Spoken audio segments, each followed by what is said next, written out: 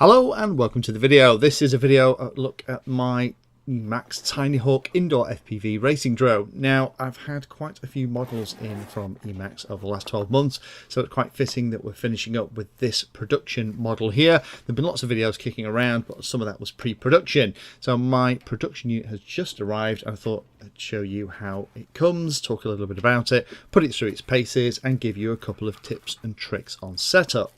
Now this model is about £80, £81 in a bind and fly configuration, or if you get it ready to fly, it comes with some extra bits and pieces that make it easy to get in the air. It's about £134. Inside this little monster, it's got an F4 Maytech 411 firmware version of the flight controller, little 4-in-1 3-amp ESCs, and it's got a little EMAX tiny receiver. Just be careful of that, it's only capable of supporting the D8 protocol on your radio, so make sure that you haven't got all the EU stuff ticked when you flash it, because you're going to need D8 to be able to bind. More on binding in a moment.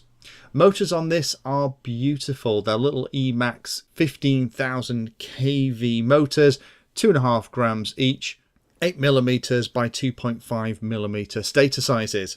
The propellers are really nice as well, 40mm, 3 bladed props, 23mm pitch, and they are very specific to this model. You don't get any spares in the box, but in my flying here, I don't think you're going to need that many as well, although there are full spares available from places like Banggood and the others that will stock EMAX product too.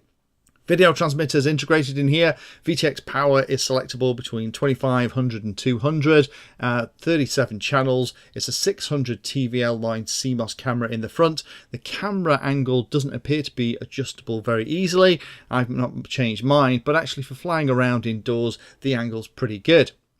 Battery, you get one of them in the pack, 1S battery with an ATC Burst 160C rating. And that will give you 3 or 4 minutes flight time.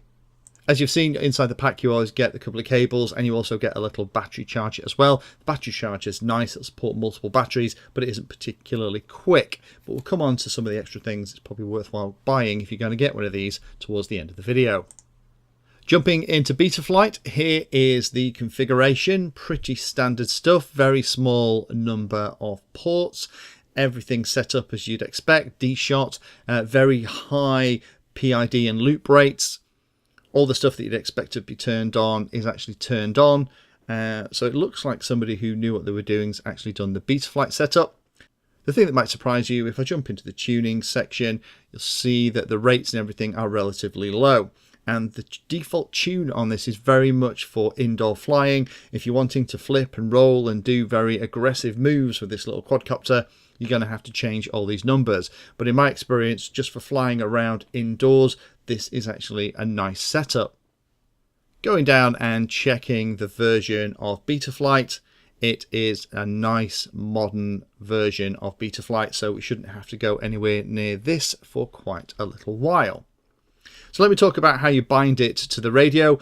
Binding is a little tricky. There's one little button under the main lid, and the button's actually on the top of that, so you have to get something in there to press the button down as you apply power. Set your radio up as normal. If you're interested in how to set up BetaFlight, check out my BetaFlight bind and fly setup guide that takes you through each of the individual steps.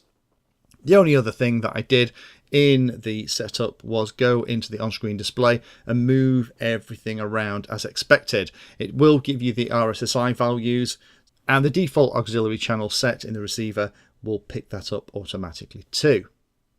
So now we've got it all working on the bench. Let me just double check my arming switches are going to be working fine and everything's responding. Fantastic. Now, as you probably saw, there is the smart audio connection into the video transmitter, so you can enter that and change all the power settings, band frequency and everything else. So make sure that's all set, and let's go out and give it a little fly.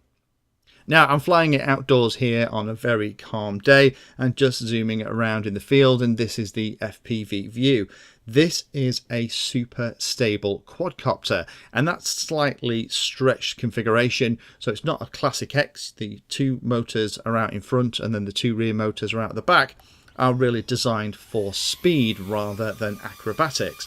And the really nice thing is because those props are not held in big ducts, you don't get that kind of wind vane effect as you're flying around.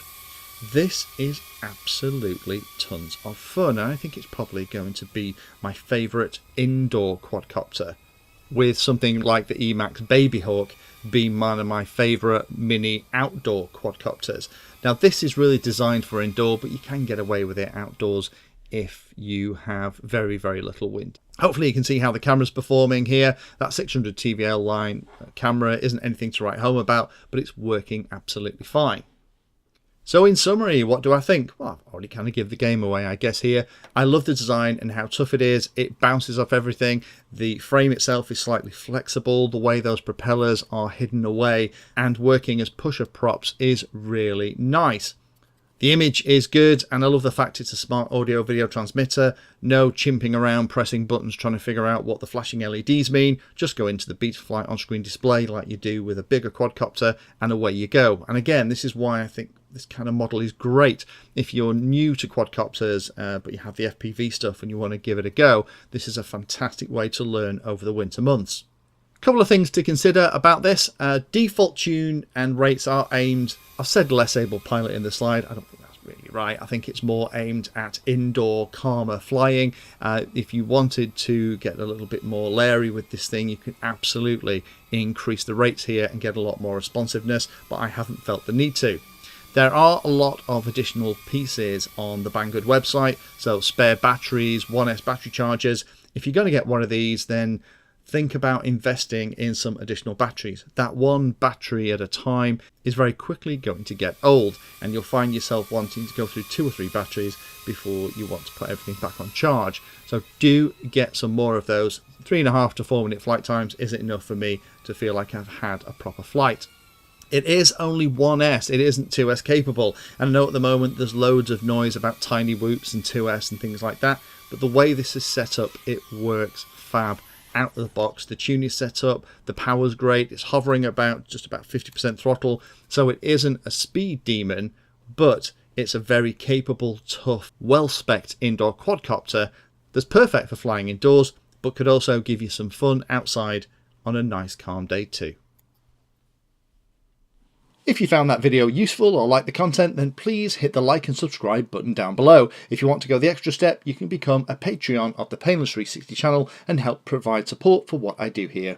All the videos created here are put into playlists, so if you're interested in a particular topic, have a look at the playlist, and they all are organised in there to make them easier to use. If you're not sure if there's a video for your particular problem or topic you want to know more about, then add Painless 360 to the Google search term that you're interested in, and that should find the video, article or content about the particular thing that you're interested in having a look at.